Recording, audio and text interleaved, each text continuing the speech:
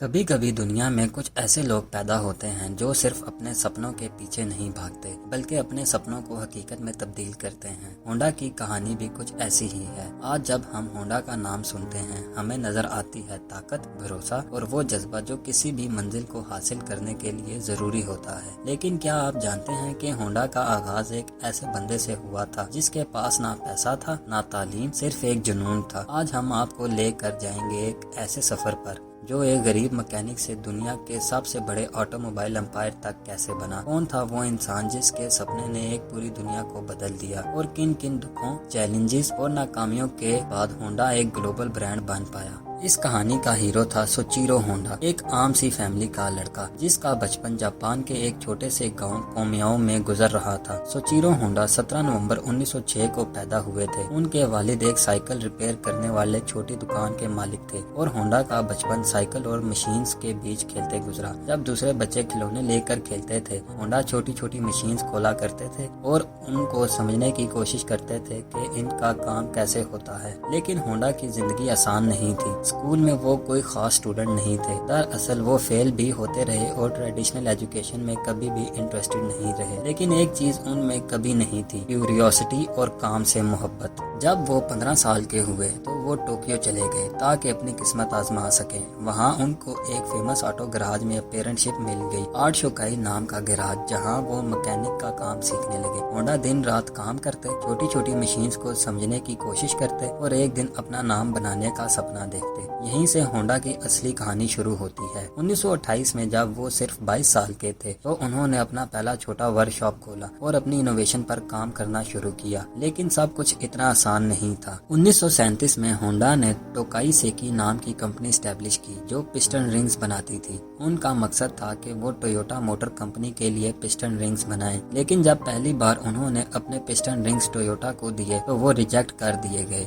Reason, quality standard meat نہیں ہو رہے تھے۔ ہونڈا نے ہمت نہیں ہاری، انہوں نے انجینئرنگ کو ڈیٹیل میں اسٹڈی کیا، واپس اسکول گئے اور بیٹر ٹیکنالوجی سیکھی۔ 2 سال کے اندر ان کا پسٹن ڈیزائن ٹویوٹا نے ایکسپٹ کر لیا۔ ایک چھوٹی سی جیت، لیکن ہونڈا کے لیے ایک سبق، کوالٹی کمپرومائز نہیں کی جا سکتی۔ پھر آئی ورلڈ وار 2، ہونڈا کی فیکٹری پر بم گرا اور سب کچھ تباہ ہو گیا۔ جب انہوں نے فیکٹری کو ری بلڈ کیا، ایک ارتھ کویک نے اسے دوبارہ گرا دیا۔ زندگی ان کے لیے ہر موڑ پر چیلنج تھی، مگر ہونڈا ہار ماننے والوں میں سے نہیں تھے۔ وار کے بعد جاپان کی اکانومی تباہ تھی، پیٹرول کی کمی تھی اور لوگوں کے پاس زیادہ پیسے نہیں تھے۔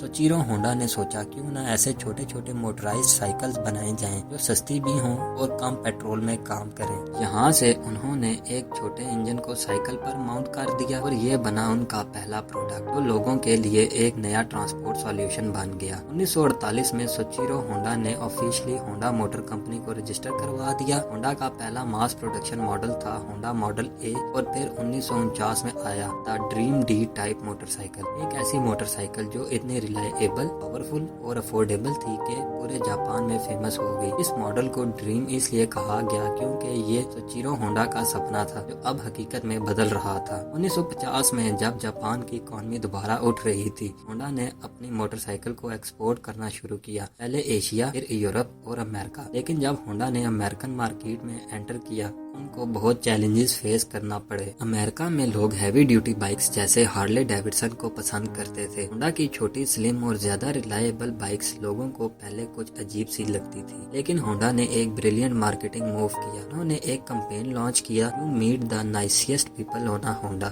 جس نے ہونڈا بائکس کو ایک فرینڈلی، اپروچیبل امیج دی۔ اچانک کالج اسٹوڈنٹس، ینگ پروفیشنز اور نارمل فیملیز بھی ہونڈا بائکس خریدنے لگی۔ 1960 کے اینڈ تک ہونڈا دنیا کی سب سے بڑی موٹر سائیکل مینوفیکچرنگ کمپنی بن چکی تھی۔ پھر ہونڈا نے اپنا اگلا بڑا قدم اٹھایا، کارز کی پروڈکشن۔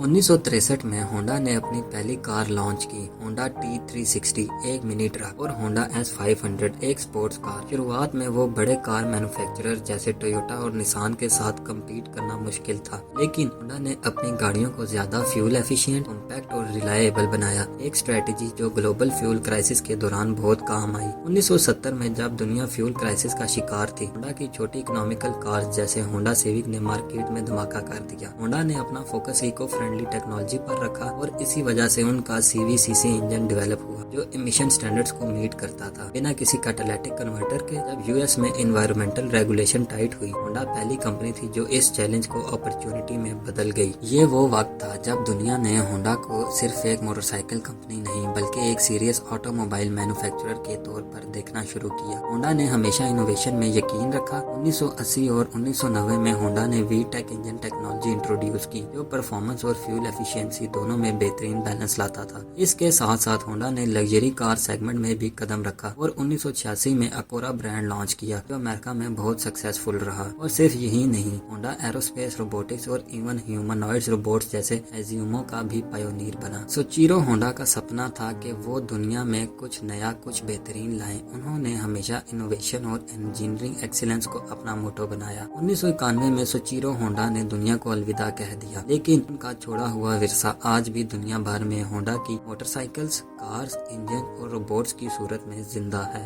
होंडा की कहानी एक ऐसे इंसान की कहानी है जिसने कभी हार नहीं मानी, जिसे जिंदगी ने हर मोड़ पर नीचा दिखाने की कोशिश की, लेकिन जिसमें इतना हौसला था कि वो गिरने के बाद दोबारा खड़ा हुआ और फिर से दौड़ने लगा। होंडा के नाम के साथ सिर्फ एक कंपनी का नाम नहीं जुड़ा बल्कि एक सोच, एक जज्बा और एक सपना जुड़ा है जो कहता है कि अगर आपका यकीन सच्चा है और आपका जुनून मजबूत हो तो दुनिया की कोई ताकत आपको आपके मकसद तक पहुंचाने से नहीं रोक सकती। आज होंडा दुनिया के सबसे बड़े ऑटोमोटिव और इंजीनियरिंग ब्रांड्स में से एक है, लेकिन इसका असल जादू उस सपने में था जो एक छोटे से गांव के लड़के ने देखा था और जिसे पूरे इरादे और मेहनत से पूरा किया। ये कहानी हमें याद दिलाती है कि सक्सेस किसी एक दिन का काम नहीं बल्कि लगातार गिरते और उठते रहने का नाम है। और शायद इसी वजह से जब हम आज सड़कों पर एक होंडा मोटरसाइकिल या कार देखते हैं तो वो सिर्फ एक मशीन नहीं होती, वो एक कहानी होती है, एक सपना होता है जो जीता जागता सबूत होता है कि मेहनत और जज्बा सब कुछ मुमकिन बना सकते हैं।